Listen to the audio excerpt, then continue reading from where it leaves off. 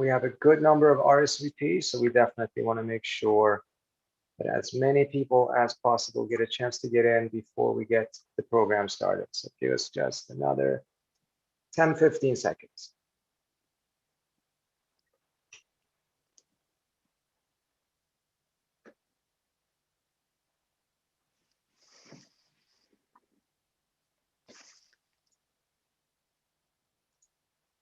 All right. Welcome to the Quincy Institute's panel discussion titled Toward a Worker-Centered China Policy, How to Make U.S.-China Trade Help Americans and the World. My name is Sridhar Parsi. I'm the Executive Vice President of the Quincy Institute, a think tank in Washington that promotes ideas that move U.S. foreign policy away from endless war and toward vigorous diplomacy. We believe in a national security strategy that is centered on diplomacy and military restraint. Much like modern wars, trade wars are seldom won, yet we embark on them. The Trump administration's trade war with China has cost American workers at least 245,000 jobs and cost American taxpayers tens of billions of dollars to fund aid to farmers harmed by retaliatory tariffs by the Chinese. The tit for tat of the past years that has also impacted cultural and educational exchanges has contributed to an overall shift toward more adversarial U.S.-China relationship. President Biden has favored a worker-centered trade policy, but what will or should that actually look like? How can the United States develop a better trade policy with China that will help average American workers and consumers while also promoting a more constructive overall relationship with China? We have an excellent panel that will address these questions. That panel will be moderated by Professor Graham Webster of Stanford University. For those of you who are joining us via Zoom, please use the Q&A function of Zoom to ask your questions, and Professor Webster will get to those throughout the conversation. If you are watching this on Facebook, Twitter, YouTube, you can use the comment section to ask your question, and we will try to get to those as well. But now, with no further ado, please welcome Professor Webster, who will introduce the panel and start the conversation. Professor Webster.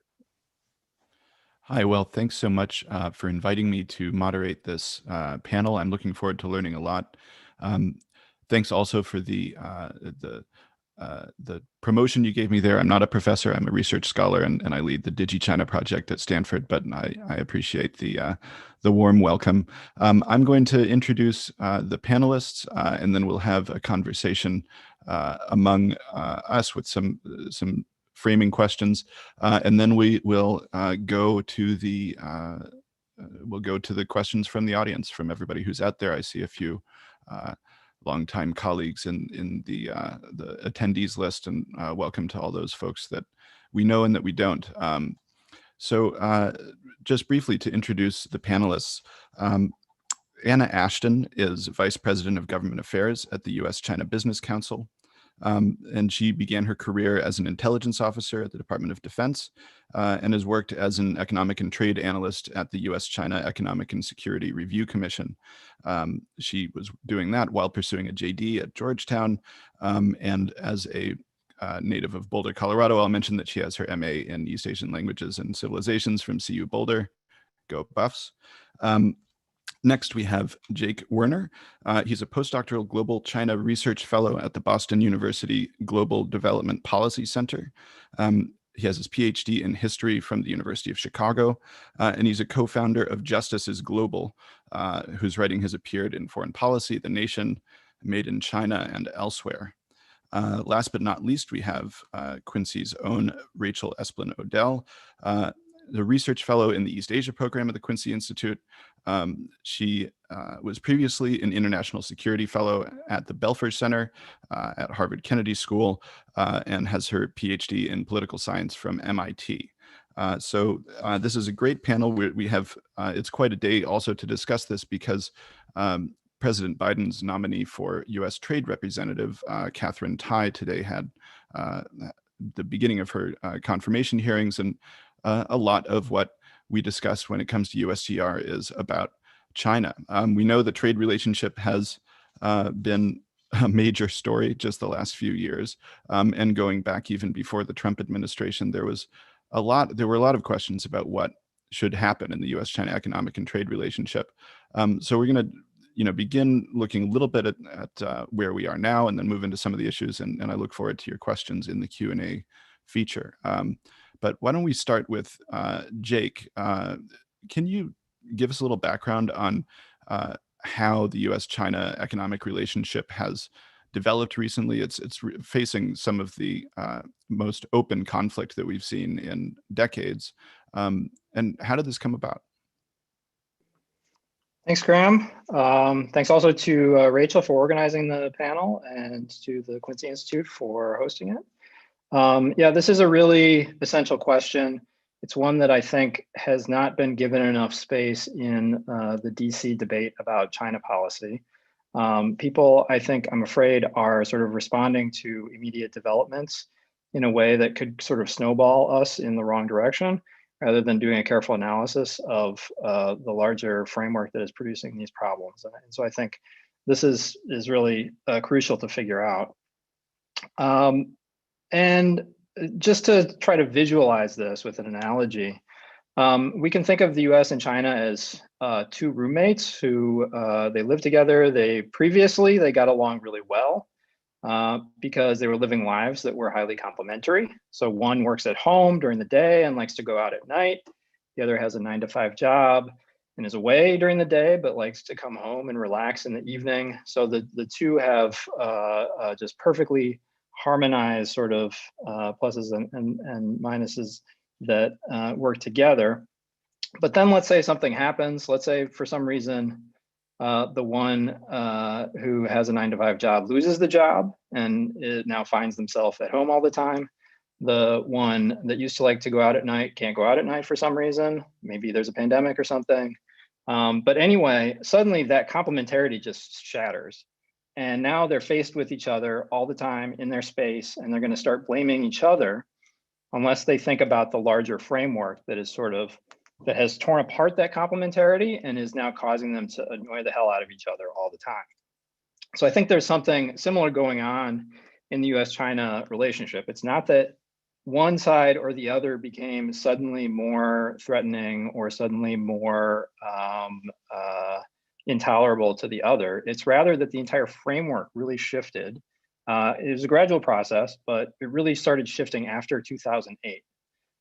So to understand why that might be, I think we need to understand the form of growth in the global economy up to that point. And that form of growth, free market globalization, built up a set of really key imbalances over the prior 20 years that then caused all kinds of dysfunctions in the global economy in the years since. So the two key imbalances here: one, there was an imbalance between capital and labor. And that means that the power of workers was steadily degraded. And as capital became more mobile, it increasingly was able to dictate terms to labor. The governments in countries around the world, in the US, in China, in rich countries and poor countries alike, they increasingly worked with business to dismantle the power of labor.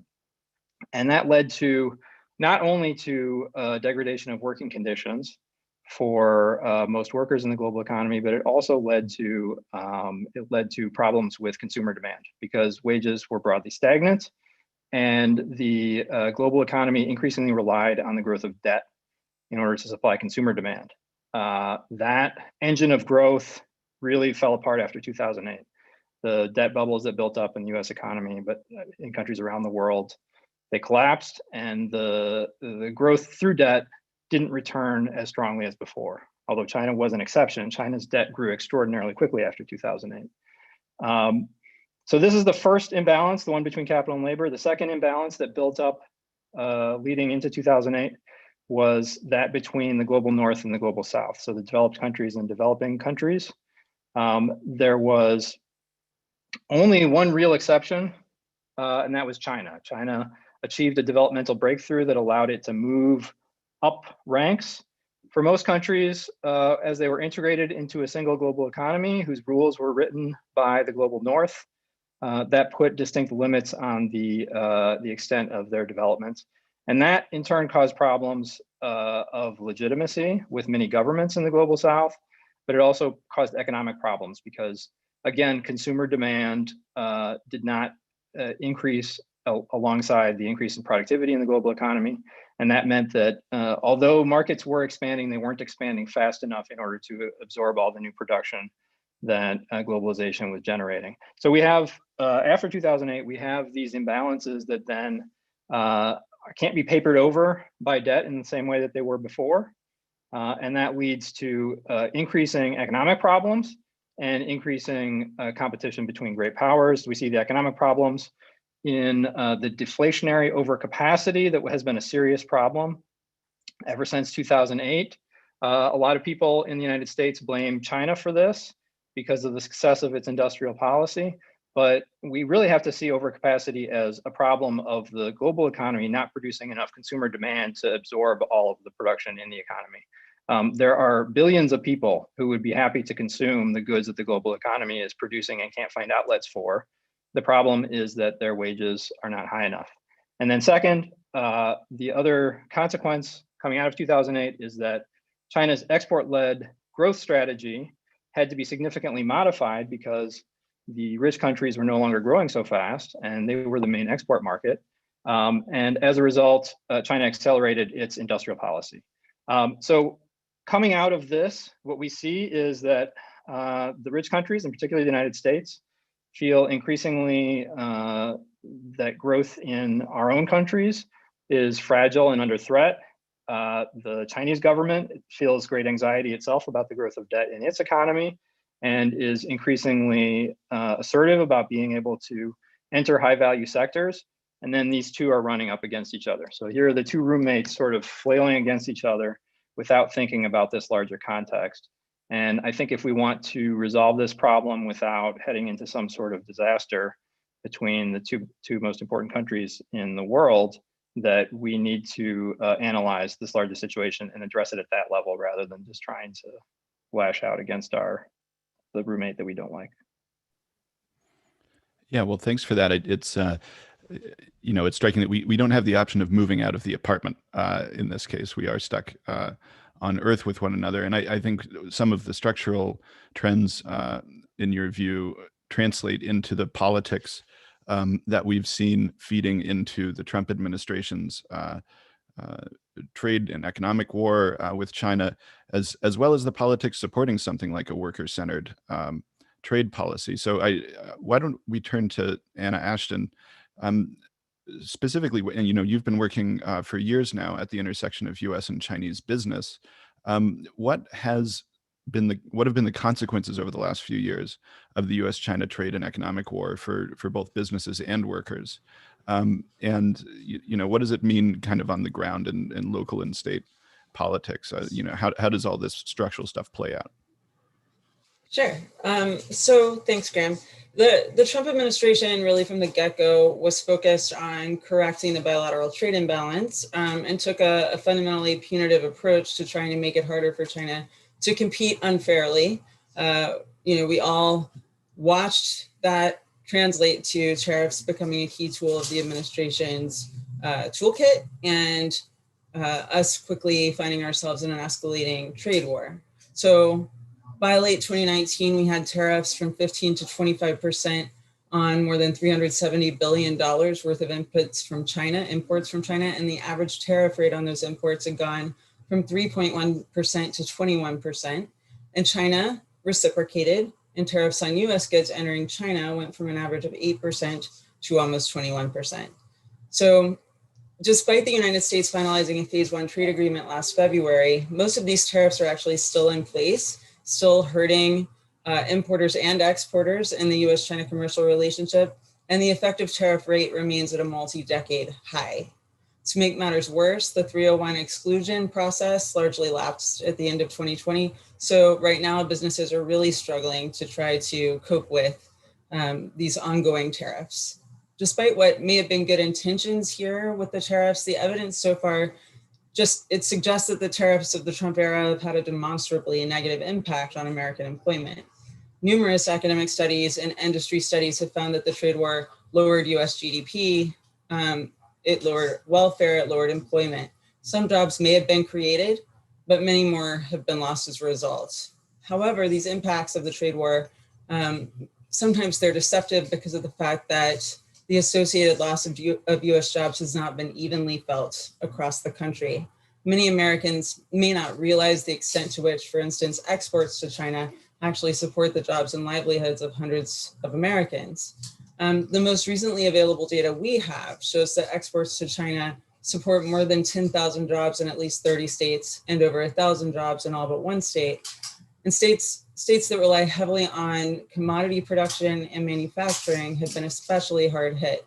In manufacturing, the hit to US employment has been direct through decreased exports and also indirect through declines in total factor productivity and competitiveness. In 2018 alone, before the trade war even reached its peak, 24 states lost more than 1,000 jobs associated with exports to China. In 2019, US exports to China supported 1.2 million jobs in the United States, but according to the findings of a study we recently commissioned, and that I think this number has been cited already, approximately 245,000 American jobs were lost in the last 3 years because of falling exports to China. We've also seen reduced gross value added across a range of manufacturing industries, from motor vehicles to textiles and clothing, electronics, consumer goods, chemicals, and pharmaceuticals. Despite the continued high tariffs, though, China remains a critically important trade partner and a top 5 goods and services export market for most US states, I think 42 of them, meaning that this is still a relationship that will continue to play a significant role as either a stabilizer or a destabilizer of jobs here at home. Our same recent study found that if both the United States and China moderately roll back tariff rates to 12% on average instead of where they are now, the US economy could produce another 160 billion in GDP over the next 5 years and employ an additional 145,000 people by 2025. Conversely, if trade tensions escalate and tariffs are not reduced or removed, the US economy could produce 1.6 trillion less in real GDP terms over the next 5 years and have 732,000 fewer jobs next year. This means American companies and workers need tariffs rolled back and commercial relations improved wherever possible. That's a tall order given the political and strategic strains in the relationship, but it's still a fact. It's critical to getting the trade relationship right is ensuring, I think, that state and local stakeholders are really being heard in China policy discussions here in DC. In Washington, there's really a preoccupation with the geostrategic issues in the relationship, the national security issues in the relationship. And it just feels like it's really easy for policymakers and advocates and scholars alike to forget that, Wisconsin ginseng farmers need the China market. Washington cherry farmers need the China market. Louisiana port workers need the China market. Manufacturing workers in the Carolinas depend on the China market as a key destination for their aerospace products and parts. States big and small have experienced huge growth in their tourism and education services over recent years because of demand from China that we don't want to see evaporate. And there are many, many more stories that illuminate the job creation opportunities and connections at the local level, including involving Chinese foreign direct investment. So we need to preserve as much of that as possible, which means that we need to be hearing from states and communities and remembering and identifying what that is that we're trying to preserve, expanding and deepening it and ensuring that benefits are better distributed across the United States, even as we recognize our need to maybe taper some kinds of commercial engagement for strategic and security reasons. Well, thanks, Anna. If I'm going to actually just weave in a follow-up here, because there's a good question from an anonymous attendee here asking essentially, why is it not just a simple slam dunk for the Biden administration to reverse some of these tariffs and to get rid of the negative impacts? Why isn't that kind of a day one decision? Well, I think that we've got a complex set of factors at play there.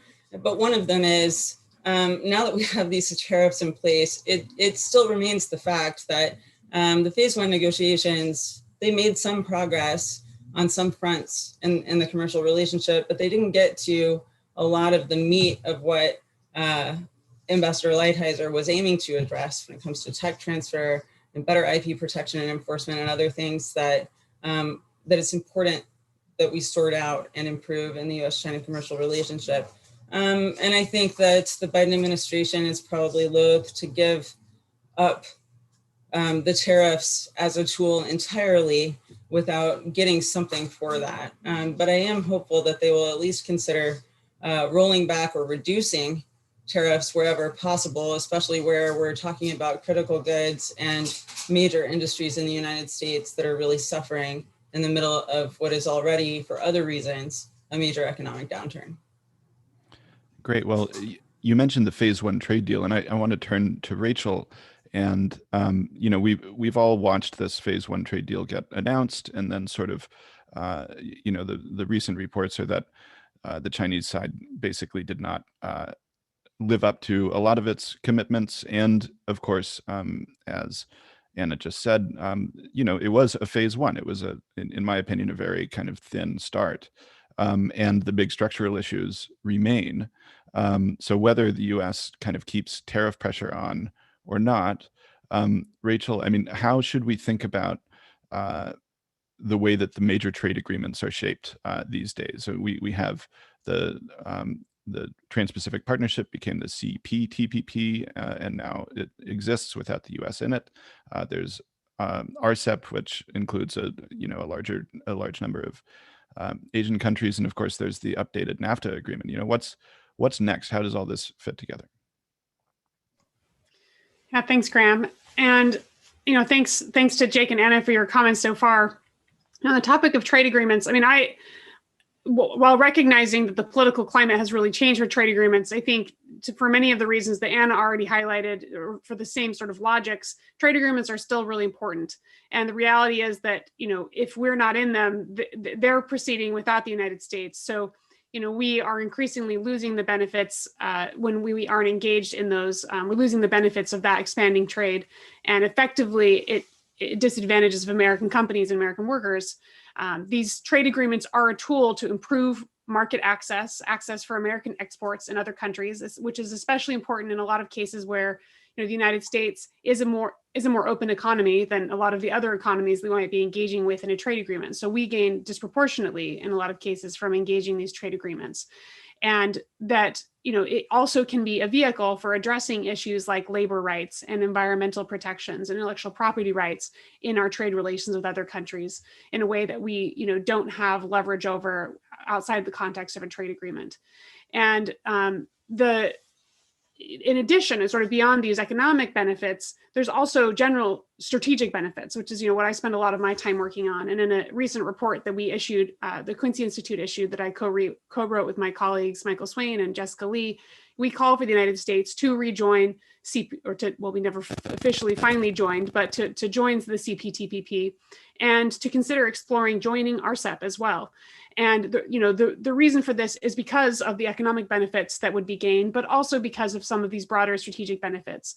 That as of now, American economic influence in Asia is increasingly atrophying, and we're instead sort of increasingly relying on more zero-sum tools such as military signaling and competition, and that this is creating structural pressures that are pushing the U.S.-China relationship in a really dangerous direction. And it's also damaging our relationship with allies and partners in other countries throughout the region that prefer to have more positive sum engagement with both China and United States, that are pursuing this sort of robust regional economic integration. And so when we're not, present in those, then, even if you buy the framework of great power competition, which I think is flawed in many ways, but even if you accept that, then we're failing to compete effectively by sort of staying out of these agreements. Now, all that said, the reality is that we can't, both for political reasons and for, I would sort of argue, human reasons, we can't return to the American trade strategy of yesteryear. It is the case that trade agreements, that free trade in advanced industrialized countries has been shown to increase income inequality. Now, of course, many other factors are much stronger contributors to that growth and inequality, automation and changes in the nature of the economy beside trade. But it does have this consequence, and it also, of course, has especially concentrated effects in hard hit communities. And actually, this is something that I experienced. I grew up in a potato farm in Idaho, and of course, there were many, broad structural factors that were making it harder for small farmers to stay afloat. But after NAFTA, it really increased the exposure of American potatoes to subsidized Canadian potato imports. And we didn't, although a lot of American farming products are subsidized, American potatoes are one of those that actually doesn't get much subsidization. So, we ended up losing our farm when I was in junior high, in part due to those competitive pressures. So, thankfully, my mom was able to get Department of Labor funding for farmers who lost their farms to go back to get her college degree and then her master's, and then enter the paid workforce, which helped our family land on our feet. But the reality is it had really profound consequences, that we sort of lost the access to that like farming culture that I'd been raised in, and that, my brother wasn't able to continue on in. And it has had a lot of those consequences in the community that I grew up in, where so many farmers have lost their farms over the years. So, I think that, and this is obviously also true in the industrial Midwest and a lot of countries or a lot of counties and states where they've suffered these more concentrated effects from trade. So we do need to have a much bolder, really radically different way of approaching trade.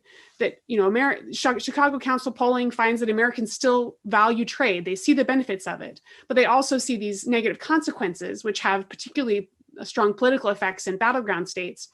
And that's where we need to couple trade agreements with much bolder domestic economic policy. So in many ways, this worker-centered trade policy is not about trade as much as it is about domestic economic policy, where you're investing in education and healthcare and infrastructure to sort of distribute those gains from trade that do boost our overall economy, even while increasing income inequality. You're distributing those more fairly, helping economic competitiveness that in turn actually does benefit companies. And, you might, and this is more than just regular trade adjustment assistance. I'm talking about significant investments in the domestic in the domestic economy and in American workers and consumers. And so I think that could be funded, for example, by increased taxes on the sectors that benefit most from the trade agreement. I think there's more creative ways we could think about trade at a domestic level.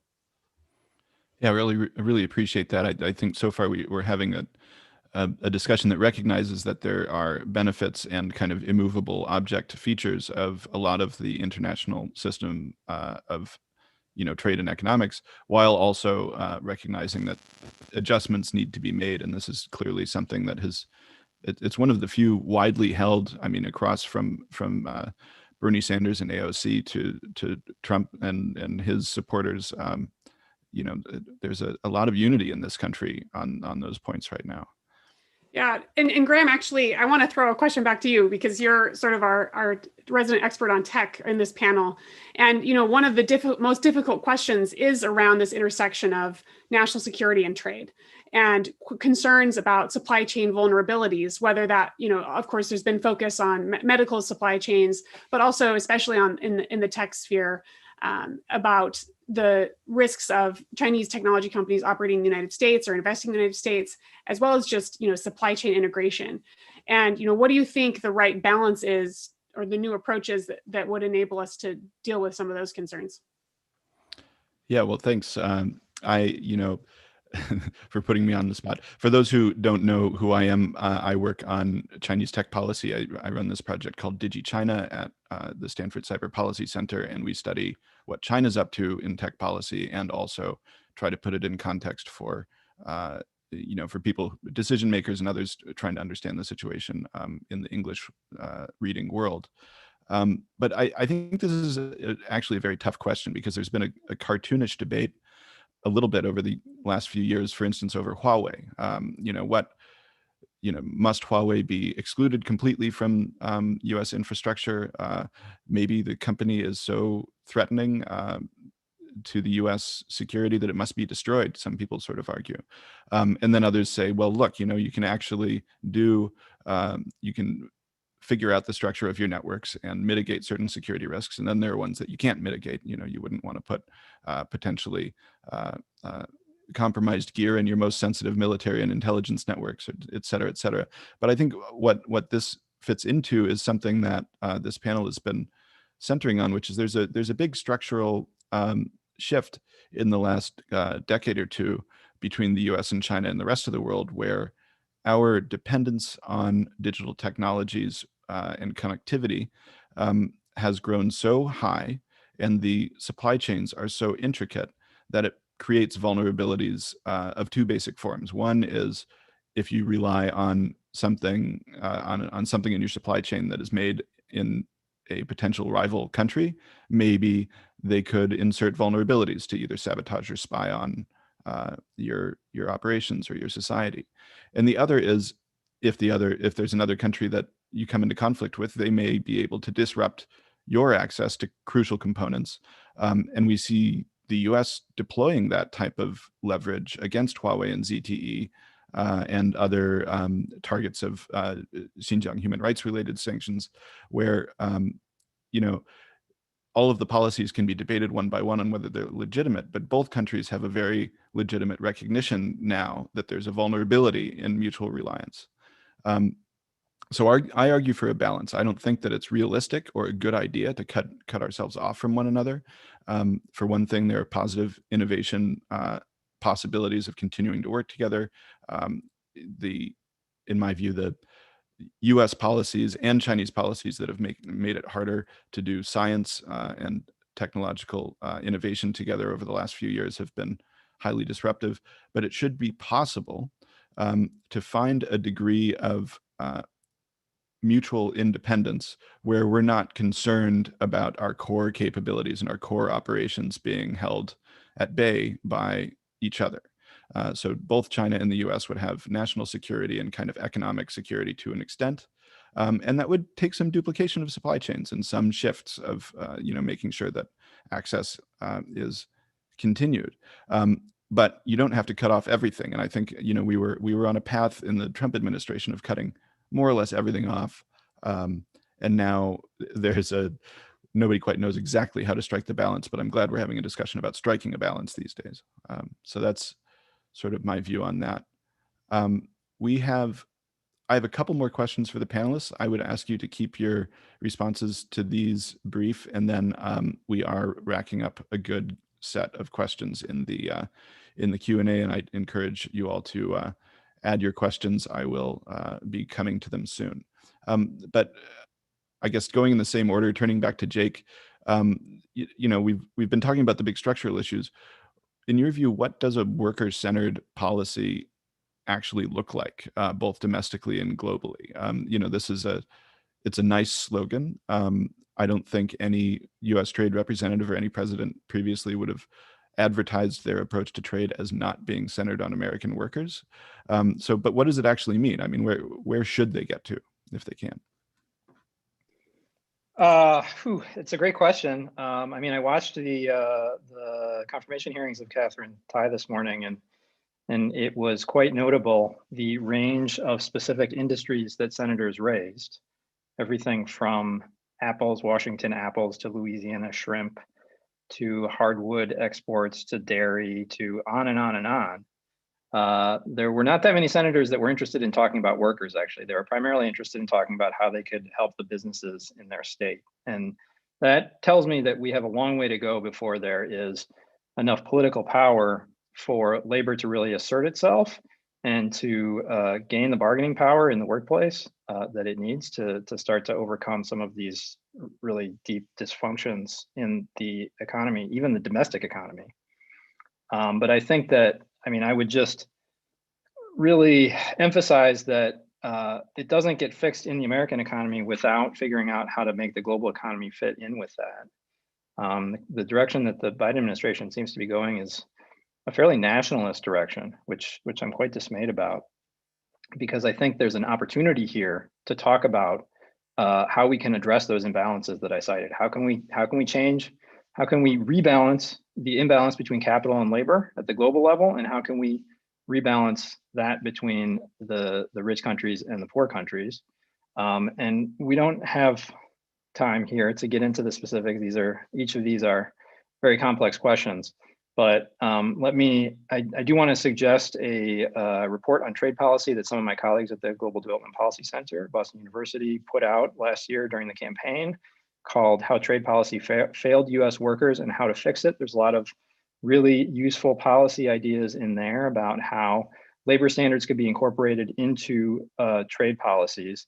But then I also want to really highlight what I think is essential to increasing the power of labor globally, in the US and globally, is that we also need the other side of that, which is we need more investment in communities in the United States. So exactly what Rachel is saying, but there also needs to be a huge amount of investment in the global South, countries that have been starved of capital because they don't offer good short-term returns. They have been starved of capital for decades. As a result, there is just a tremendous amount of suffering and deprivation in these countries. And more than that, maybe more important to the considerations of policymakers, is that that's a serious problem for the American economy. If we cannot solve this problem of inadequate consumer demand in the global economy, we're going to continue to suffer from overcapacity and an increasingly intense contest between the United States and China and other countries for who can dominate the high value sectors of extracting rents from intellectual property and from establishing tech monopolies. I mean, this is what is driving the competition. If we could solve it by increasing the market so that all countries can thrive together rather than rip each other apart, I think that would be good for everyone.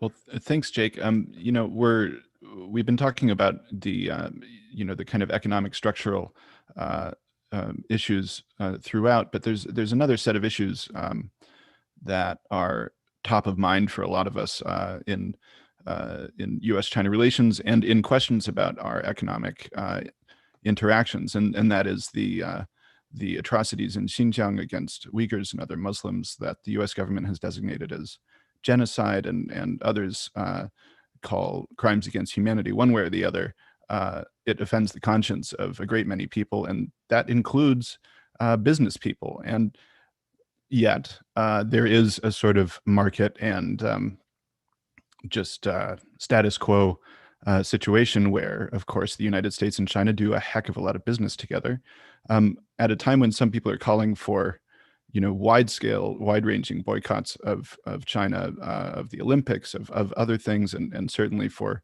re-examining U.S. business interactions with China. I wonder if, Anna, if you could address how business and citizens should think about dealing with the Chinese market and with the Chinese context under these conditions in Xinjiang. Sure, I will do my best, and there may be follow-up questions. But I guess to start out, I appreciate the point you made that yes, it is the case that this offends the conscience of business too. It absolutely does, and many of our members and we as a trade association and many other trade associations have been very clear in our position on this, that what is going on in Xinjiang is bad. We don't want to be a part of it. We want to help support efforts to resolve it, and we're actively working to do that. From sort of an obvious perspective, Democrats in today's testimony talked about how forced labor is bad for workers who are legitimately employed in various affected industries because it artificially holds down their wages, which makes sense, right? And similarly, it makes sense to understand how it is bad for companies that don't want to be associated with or contributing to human rights abuses. I could sit here and talk about, the positive attributes of the business community all day because I represent the business community, but even if you are just looking at business as a fundamentally negative or at best amoral force because it's primarily profit driven, being associated with forced labor is bad for your brand. It repels your customers. So from a very pragmatic standpoint, even if you don't want to buy the idea that business is good actors, being part of a situation that perpetuates forced labor is bad for business, and business therefore naturally wants to align with other stakeholders who want to fix it. So I guess I wanted to, first of all, dispel the myth that the U.S. business community's attitude and approach toward forced labor is somehow fundamentally just aiding and abetting it. Over the years, industry has developed approaches to identifying and detecting and addressing risks of forced labor. A key part of this is providing access for independent auditors, which has become a challenge in Xinjiang. This is not the case, though, in other regions in China, and we're confident that our current efforts continue to work in the rest of the country. Our members are also committed to the UN's guiding principles on business and human rights, which discourages a cut and run approach. Instead, it's important that we try to be part of the solution and remediate problems when they're identified whenever possible. And that's something that our companies have done in other countries where labor concerns have arisen, and done with a fair amount of success. So contrary to much of the reporting on the Xinjiang forced labor situation and what companies are asking of lawmakers, our member companies, first of all, virtually none of them manufacture or source finished goods from Xinjiang. I don't know of any sitting here right now that still do manufacture or directly source goods from Xinjiang. But what policymakers are promoting right now in the legislation that's being considered on the Hill would ban all imports for which companies cannot prove that there is no nexus between their supply chain and Xinjiang and Uyghur workers. And it's really tough in today's world to prove beyond a shadow of a doubt that there are no supplier connections to Xinjiang and Uyghur labor anywhere in a producer's supply chain, because manufacturers at scale just don't have visibility through all tiers of their supply chains. Supply chains have become incredibly complicated and drawn out, and most companies just don't know every single actor and every single actor's associations with other organizations, from the raw materials to the inputs to the finished goods. But companies are working really hard to improve that visibility and gain a firmer and more concrete understanding of all tiers of their supply chains right now in China and elsewhere. And we think that that's the kind of work that it is appropriate to ask companies to do, and that work should continue, both driven by companies seeking technologies and other resources to try to facilitate that process, and also in concert with government and other stakeholders that together can find best methods for ensuring that supply chains are indeed free of situations that are of intractable forced labor situations. Thanks. Well, I'm going to sneak in a follow-up from, I'm sorry if I mispronounce anyone's name. It looks like Saad Kamal is asking how likely this Uyghur forced labor legislation in Congress is to pass, and if so, what would its timing be? If you have a sense of that, I'm sure a lot of people would be interested to know.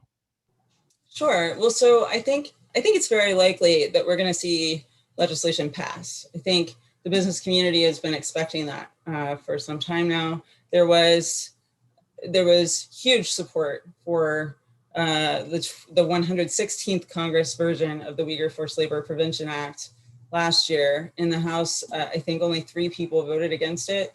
And in the Senate, it never came to a floor vote, but there was a real push by numerous senators, especially Rubio, who had sponsored the companion legislation to try to get it to the floor for a unanimous consent vote. And it had been our assessment that if it had a unanimous consent vote, regardless of the fact that there were, many offices that had some concerns about specifics of the bill, how enforceable it was, whether or not the tools identified were the right tools and things like that, that most senators would vote for it because they don't want to appear to be somehow against addressing Uyghur forced labor. Right now, we have a situation where the Senate bill, it incorporates a lot of edits that many Republicans in the Senate apparently thought should be added because it would improve the enforceability of the bill. And some of these are edits that the business community appreciates because, for instance, it extends the timeline for compliance, which makes it easier to try to take those steps that I was talking about to ensure that there's no nexus anywhere in your supply chain with Xinjiang forced labor. And it also calls on CBP to have notice and comment periods and involve stakeholders in making sure that there are real risk-based assessments going on and things like that. But this is a revenue generating bill, which means that constitutionally it has to originate in the House. The McGovern bill is the House companion bill, and it doesn't include any of these edits.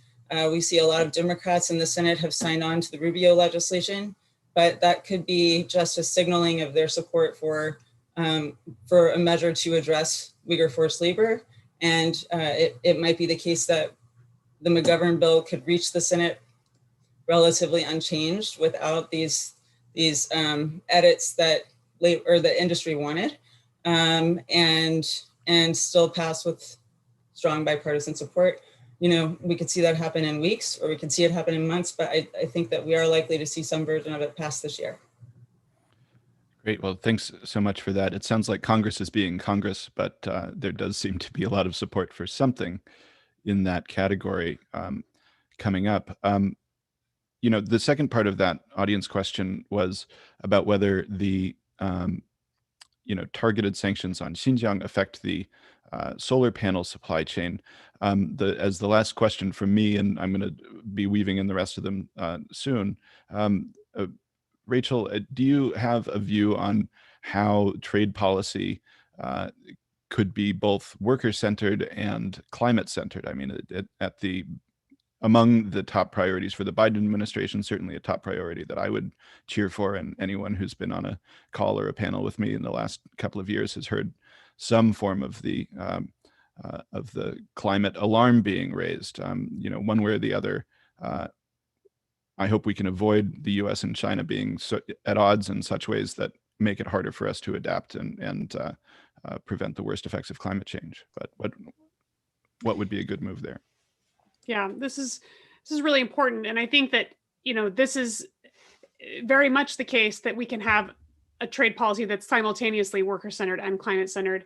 And I think a great example of this is the solar panel industry, where some of the tariffs the Trump administration put on Chinese solar panels actually ended up really having a net negative effect on the American solar panel industry, or sorry, solar energy industry, where, you know, there are a couple 100,000 jobs in the solar industry, and only a couple thousand jobs in actual solar panel manufacturing. And so by significantly increasing the costs of the inputs to all of the people who work in the broader solar industry downstream, you actually have really damaged that broader industry and caused the loss of much more jobs, even though you might have marginally increased the manufacturing jobs. And so I think the integration effects that you get from trade have the ability to really benefit workers by sort of enhancing some of that complementarity and promoting innovation. Of course, this integration goes beyond just consumer or production inputs, but to the innovation level and the scientific collaboration level. And there's been some people who've done great work on this. Jonas Nam, the Quincy Institute published a symposium on greening U.S. China relations for Young Climate Week last September, which I recommend people check out. And he wrote an article for that, just talking about how the only way the developing world can develop in a sustainable way that doesn't, significantly drive climate change, and we should want them to develop for intrinsic reasons and for the reasons Jake identified, is through, relying upon cheap, clean energy technologies from China. And so if we're serious about climate, we have to be, willing to work with China in deploying those low-cost decarbonization technologies around the world. But I know Jake has done some writing on this. I don't know if you have anything to add on that, or Graham. Or Anna. Well, I would just add that,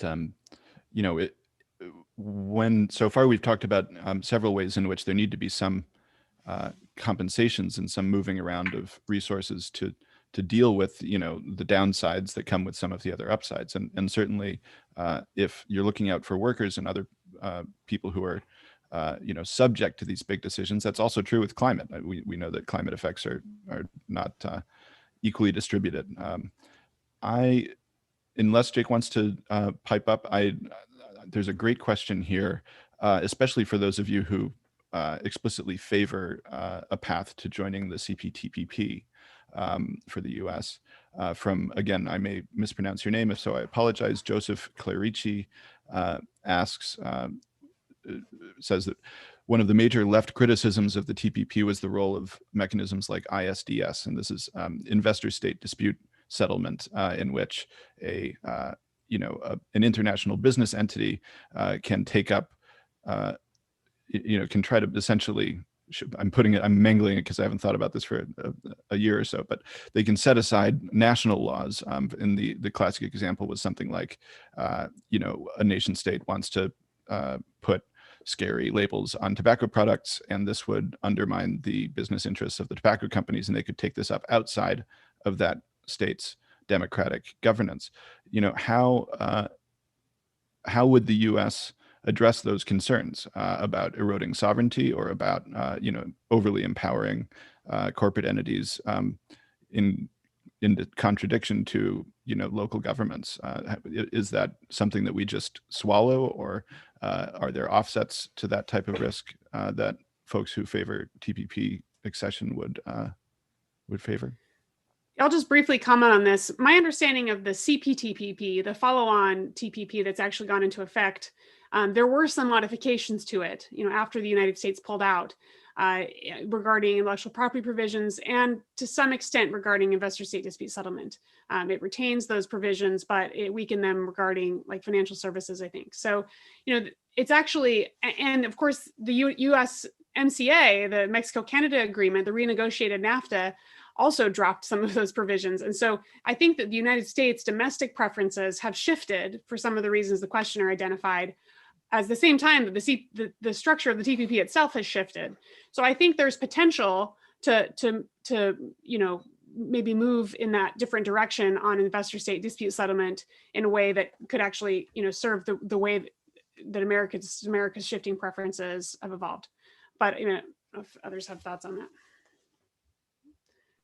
whether that's desirable. I think it's important to understand that the trade deals of the last 30 years have lost legitimacy around the world, but particularly in the most unequal societies like the United States. There's just no path back to joining them without fundamentally remaking them. And I believe very strongly in globalization. I'm deathly afraid of nationalism in the direction that it's pointing us right now. But if we're going to save globalization, it has to be fundamentally changed in order to address the profound inequalities that free market globalization created. And so one way to do that would be to, as I suggested, to incorporate powerful labor standards into trade law. One mechanism that could be used for that would be to make the ISDS system something that workers could use as well. I mean, they're like one of the sort of most obvious expressions of the inequalities of the free market globalization system is that the entire trade enforcement apparatus is geared to protecting capital, and there's nothing there for workers. So that is sort of just unfair to start with. It's even more unfair because capital already had more power than labor. And then it's further unfair because that allows capital to further leverage and even increase that inequality. So if the United States is going to join any trade agreements, I think it has to be on the basis of a fundamental reorientation of how trade works, which is on the foundation of raising labor rights globally, and including in the United States. The United States has failed to ratify 6 of the 8 fundamental International Labor Organization conventions. So for the US to sit here and talk about defending the liberal international order and itself be sort of an outlaw on that order, on labor rights, among other things, is something that we need to address within the United States, even as we work to change the way the global economy works for workers. May I throw in a thought there?